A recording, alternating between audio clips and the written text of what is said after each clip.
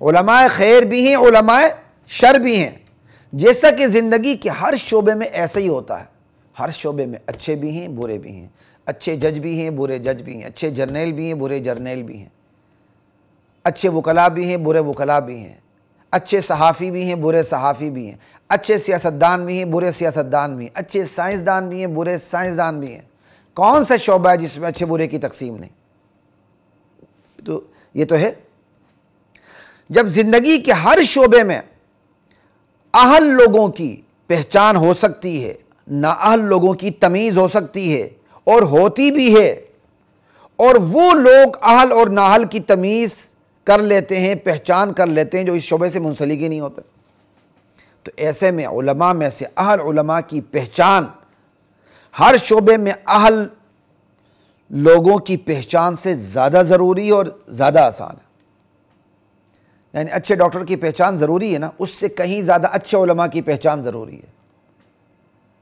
اچھے ججز جرنیل کی پہچان ضروری ہے نا، اس سے کہیں زیادہ علماء خیر کی پہچان ضروری ہے۔ کیوں؟ علماء کا تعلق ایمان سے، عقیدے سے، باقیوں کا تعلق تو عمومی طور پر جان سے ہے۔ نیم ملا خطرہ ایمان، نیم حکیم خطرہ جان، زیادہ تر جان جائے گی، لیکن اگر نیم ملا ہوگا اور وہ علماء شر میں سے ہوگا تو ایمان جائے گا، عقیدہ جائے گا، نظریہ جائے گی، اور نظریہ جائے گا، اور ہمیش کی جہنم آئے گی، جنت جائے گی۔ اللہ اکبر۔ تو علماء کا تعلق ایمان اور عقیدے سے ہے، فیصلہ کن کامیابی سے ہے، فیصلہ کن ناکامی سے ہے۔ دیگر شعبوں کی نسبت علماء میں علماء خیر کی پہچان نسبتاً آسان ہے۔ اب کیوں بھائی، کیسے آسان ہے؟ وہ ہم بتا دیتے ہیں، ٹھیک ہے نا۔ ہم نے تو دین کو گھر کی ہانڈی سمجھ لی ہے، ہر بندہ اس پہ ہاتھ مارتا ہے۔ تو جب کہتے ہیں اچھے علماء کی پہچان کو، کہتے ہیں کیسے کریں؟ یہ کتنا متضاد رویہ ہے۔ یعنی خود دین پہ ہاتھ مارنا آسان لگتا ہے، جب کہا جائے علماء حق کی پہچان کرے تو کیسے کریں؟ یعنی ایک ہی سانس میں آپ کو دین مشکل لگتا ہے، اور ایک ہی سانس میں جن کے پاس دین ہے وہ آپ ان کی شناخت کرنا آپ کے لیے مشکل۔ ایک ہی سانس میں آپ کو دین آسان لگتا ہے، اور ایک ہی سانس میں جن کے پاس دین ہے ان کی پہچان کرنا کہ صحیح کون ہے غلط کون ہے آپ کو مشکل لگتا ہے۔ تو اس کا مطلب ایک ہی سانس میں آپ کو دین آسان لگتا ہے اور ایک ہی سانس میں آپ کو دین مشکل لگتا ہے۔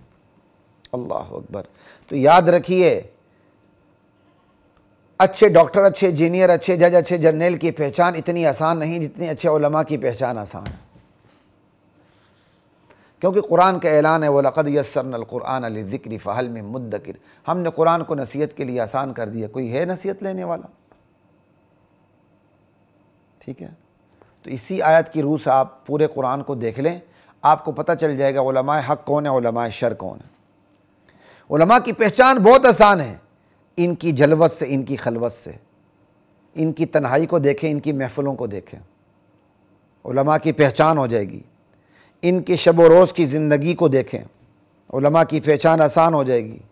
ان کی رات دن کی مصروفیات کو دیکھیں، علماء حق اور علماء خیر کی پہچان آسان ہو جائے گی۔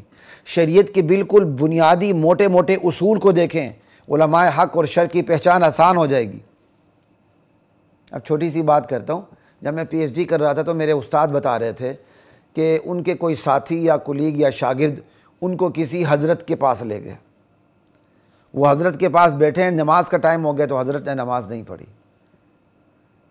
جو ملنے آئے تھے انہوں نے نماز پڑھی، حضرت نے نماز ہی نہیں پڑھی، بالکل سرے سے ہی نہیں پڑھی۔ اب کتنا آسان ہے کہ پیر کون ہے، پیڑ کون ہے نا کہ آسان؟ بہت آسان ہے۔ تو یہ موٹے موٹے اصول ہیں، ٹھیک ہے۔ اور اس سے بھی آگے مرد و زن میں تمیز کرنے اور ختم کرنے سے علماء کی پہچان ہوتی ہے۔ پیر کون ہے، پیڑ کون ہے، بہت آسانی سے پتہ چل جاتا ہے۔ عورتیں بھی آ رہی ہیں، مرد بھی آ رہا ہے، حضرت جناب علی مرد کی کمر پر ہاتھ پھیرتے ہوئے پوری عورت کی کمر پر بھی ہاتھ پھیرتا جاتا ہے۔ کتنا آسان ہے پہچاننا۔ اور اس سے بھی آسان ہے بھائی، سب سے بڑھ کر عقائد سے۔ دنیا میں اسلام وہ واحد دین ہے جس کے عقائد سب سے زیادہ آسان ہیں، اور اس عقیدے میں سب سے بڑا جو سچا سچا اور برتر عقیدہ ہے وہ کون سا ہے؟ عقیدہ توحید۔ تو عقیدہ توحید سب سے آسان ہے۔ عقیدے توحید سے بڑھ کر تو کوئی چیز ہے ہی نہیں ہے، کیونکہ ایک قاعدہ ہے، جو چیز جتنی حقیقت کے قریب ہوتی ہے وہ اتنی سہل اور آسان ہوتی ہے۔ دنیا کی سب سے بڑی حقیقت عقیدہ توحید ہے، اس لیے یہ سب سے زیادہ آسان ہے۔ یہی وجہ ہے توحید کے اجمال کے لیے انبیاء کا آنا ضروری نہیں ہے، دین کی تفصیلات کے لیے انبیاء کا آنا ضروری ہے، وہ انشاءاللہ ہم آخر میں جا کے بات کریں گے۔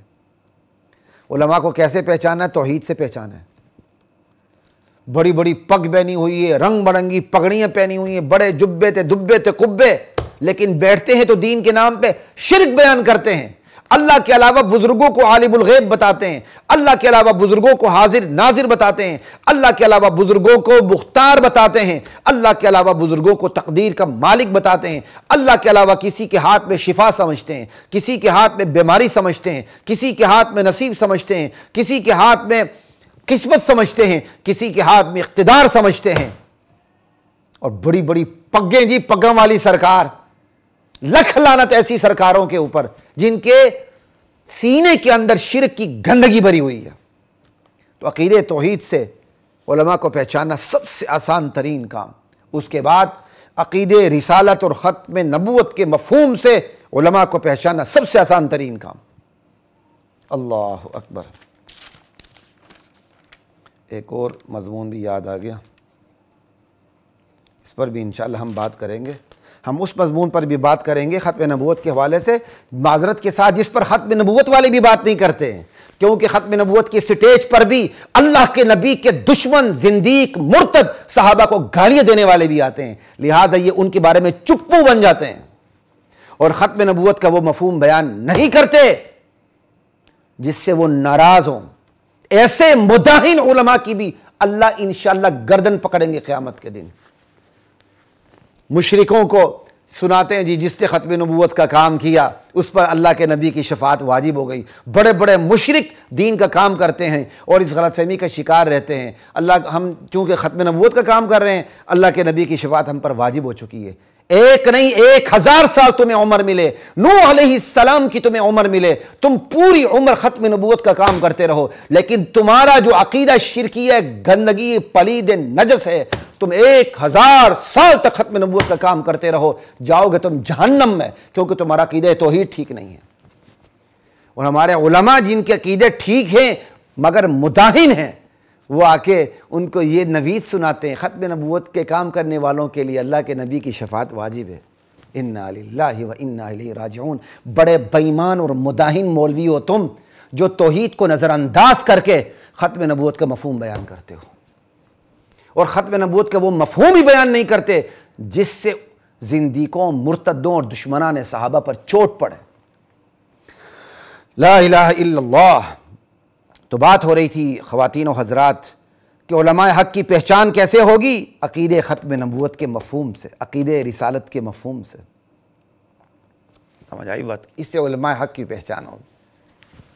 اللہ اکبر۔ ایک ختم نبوت کی رٹ لگاتا ہے، لیکن وہ ختم نبوت کے یہ مفہوم بیان کرنے کے لیے تیار ہی نہیں ہوتا کہ ختم نبوت کا مفہوم یہ ہے کہ نبی علیہ السلام کی وفات کے بعد وحی کا چیپٹر کلوز ہو چکا ہے، اب اوپر سے وحی نہیں آئے گی۔ وہ بیان ہی نہیں کرتا، وہ بڑا بے ایمان ہے۔ اگر اس کا عقیدہ وحی اتر رہی ہے پھر بھی کہتا ہے میں ختم نبوت پر ایمان رکھتا ہوں، وہ زندیق اور مرتد ہے۔ اگر اس کا عقیدہ کہ وحی کا چیپٹر کلوز ہو چکا ہے لیکن وہ بیان نہیں کرتا، کیونکہ ان کے سٹیج پر آنے والا دشمنان صحابہ جو ہے، دشمن صحابہ ناراض ہوگا، تو ایسا بیان نہ کرنے والا مداہن ہے، چور ہے۔ یہ بھی علماء سو کے اندر داخل ہے۔ علماء سو کے بھی تو مختلف کیٹیگریز ہیں نا، درجات ہیں، کوئی شرک کے درجے میں ہے، کوئی بدعات کے درجے میں ہے، کوئی مداہنت کے درجے میں ہے۔ سب کچھ سمجھتے ہوئے، اپنا ایمان ٹھیک رہتے ہوئے بھی مداہن اور چور ہے۔ لا الہ الا اللہ۔ تو علماء کی پہچان بہت آسان کام ہے، ختم نبوت کے مفہوم سے علماء کا پتہ چل جاتا ہے، ٹھیک ہے۔ اور اگلی بات، ایک صحابہ سے متعلق نظریات سے علماء کا پتہ چل جاتا ہے کہ یہ علماء حق ہے کہ علماء خیر ہے۔ صحابہ کو معیار عدل و ایمان سمجھتا ہے کہ نہیں؟ ایک آدمی بہت بڑا مفکر، دانشور ہے، بڑی تحریری اس کی خدمات ہیں، بہت بڑی اس کی کیا کہتے ہیں اسلام کے لیے اس کی محنتیں ہیں، لیکن وہ صحابہ کو معیار عدل، معیار ایمان نہیں سمجھتا، وہ علماء حق میں سے نہیں ہے۔ وہ اتنا ہی گرا ہوا ہے، جتنی اس کے اندر کمی اتنا ہی وہ حقانیت سے گرا ہوا ہے۔ ایسوں سے بچنا بھی لازم ہے۔ اللہ اکبر۔ اسی طرح کفار، زندیق اور مرتدوں سے علماء کے اگر دوستانہ مراسم ہیں، خفیہ مراسم ہیں، اعلانیہ مراسم ہیں، اور یہ مراسم رواداری کے عنوان سے ہیں، زندیق اور مرتد سے رواداری کے عنوان سے بھی مراسم نہیں ہو سکتے، تو ایسے علماء بھی مداہن ہیں، علماء حق میں سے نہیں، ان کو پیچھے کریں۔ اللہ اکبر۔ اسی طرح کچھ علماء ایسے ہوں گے وہ سب تسلیم کرتے ہوں گے، ان کا عقیدہ توحید بھی ٹھیک ہوگا، عقیدہ ختم نبوت بھی ٹھیک ہوگا، صحابہ کو وہ معیار عدل و ایمان سمجھیں گے، سمجھ آئی؟ لیکن وہ سمجھ آئی اہل حق کی جماعتوں کا حصہ ہوتے ہوئے یہ دیکھنا پڑے گا یہ مداہن تو نہیں ہے، یہ مار آستین سے تو نہیں ہے، یہ جا کے دشمنان صحابہ سے گلے تو نہیں ملتے، ان کو امامتیں تو نہیں کرواتے، ان کے پیچھے نمازیں تو نہیں پڑھتے، یا ان کو نماز تو نہیں پڑھاتے، ان کو آئسولیٹ کرنے کے بجائے انہیں گلے سے گلا تو نہیں ملتا، پیٹ سے پیٹ تو نہیں ملتا، معانقہ اور مباطنہ تو نہیں کرتے۔ ایسے دیوس علماء سے بھی پیچھے ہٹیں، اگرچہ ان کا عقیدہ توحید ٹھیک ہے، عقیدہ ختم نبوت ٹھیک ہے، صحابہ کے بارے میں ایمان ٹھیک ہے، لیکن یہ بے ایمان، چور اور مداہن ہے، یہ ان لوگوں سے گلے ملتے ہیں جو اللہ کے نبی کے دشمن ہیں، جو اللہ کے نبی کے صحابہ کے دشمن ہیں، اور یہ گلے مل کر عوام الناس کے لیے حق و باطل میں تمیز کو مشکل کر دیتے ہیں۔ اب اگر ایک بندہ ہے وہ ان لوگوں کے پاس جاتا ہے جو صحابہ کے دشمن ہیں، ابو بکر کو کافر سمجھتا ہے، معاویہ کو گالیاں دیتا ہے، عمر فاروق کو کافر سمجھتا ہے، اماں عائشہ کو زانیہ سمجھتا ہے، انا للہ و انا الیہ راجعون، ان کو جا کر وہ امامتیں کرواتا ہے، ان کے پیچھے نماز پڑھتا ہے، ان کو وہ مسلمان سمجھتا ہے، تو پھر اس کے ماننے والے ان کو کیا سمجھیں گے؟ مسلمان سمجھیں گے نا، تو کفر و اسلام میں تمیز تو مشکل ہو گئی نا۔ اب یہ بتائیں، یہ علماء خیر میں سے علماء شر میں سے ہوگا؟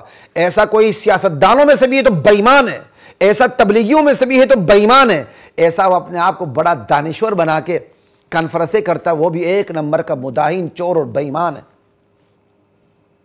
اگر ایسے بے ایمان بڑوں کی اولاد ہیں تو جائیں باہر میں، بڑوں کی اولاد، کوئی پرواہ نہ کریں، اپنے ایمان کو بچانے کی فکر کریں۔ بڑے نہیں بچا سکتے آپ کے ایمان کو تو بڑوں کی اولاد کیسے بچائے گی؟ عذاب آئے تو بڑے بچا لیں گے تو بڑوں کی اولاد کیسے بچائے گی؟ نوح علیہ السلام سے بڑھ کر کسی کا شجرہ نسب ہو سکتا ہے؟ نوح علیہ السلام کا بیٹا موجوں کی نظر ہو گیا، بڑوں کی اولاد تھا، وہ کوئی چھوٹی شخصیت بھی نہیں تھی، پیغمبر کی اولاد میں سے تھا، اور پیغمبر بھی کوئی چھوٹے پیغمبر نہیں تھے۔ نوح علیہ السلام 950 برس اللہ اکبر قوم کے اندر رہے، دین کی تبلیغ کرتے رہے، فَلَبِثَ فِيهِمْ أَلْفَ سَنَةٍ إِلَّا 50 عاما، 950 برس اس قوم کے اندر رہے، ان کی اتنی خدمات، لیکن بیٹا اس پہ نہیں آیا، گیا جہنم میں۔ اب ہم بیٹے کی رعایت رکھیں گے کہ بڑوں کی اولاد میں سے؟ انا للہ و انا الیہ راجعون۔ تو خواتین و حضرات، خیر و شر کے ہجوم میں اللہ نے یہ میرے اور آپ کے اوپر ذمہ داری ڈالی ہے، یہ اور امتحان اللہ نے مجھے اور آپ پہ یہ ڈالا ہے کہ ہم خیر و شر کے ہجوم میں علماء خیر کو تلاش کر کے ان سے وابستہ ہو جائیں۔ یہ بات یاد رکھیے گا۔ وَلَقَدْ أَنزَلْنَا